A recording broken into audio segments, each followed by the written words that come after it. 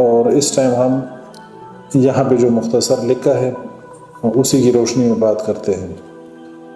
Atheist ملحدین believe کرتے ہیں، وہ یہ مانتے ہیں کہ ایولوشن جو نظریہ ارتقاء ہے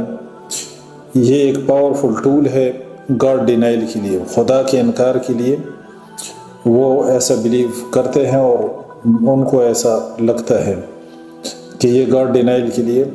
ایک پاورفل ٹول ہے۔ لیکن ان کو معلوم ہونا چاہیے کہ ایولوشن جو نظریہ ارتقاء ہے یہ 19ویں صدی کا سب سے بڑا مذاق ہے اور سب سے بڑا جوک ہے جو انسانیت کے ساتھ کیا گیا،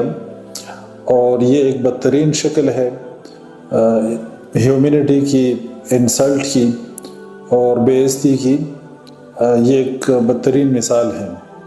اس تھیوری آف ایولوشن یا نظریہ ارتقاء نے انسانیت کی بہت بڑی انسلٹ کی اور بہت بڑا ڈیمیج کیا ہیومینٹی کے وقار کو اور اس کی عزت کو مجروح کیا اس تھیوری آف ایولوشن نے۔ رچرڈ ڈاکنز انسانی لباس میں ملبوس فخریہ یہ دعویٰ کرتا ہے کہ وہ بندروں کی نسل میں سے ہے، جبکہ ڈاروینزم بذات خود ایک بروکن بلڈنگ ہے اور اس کے اندر کئی ایک فلاز ہے، کئی اس کے اندر مسنگ لنکس ہے،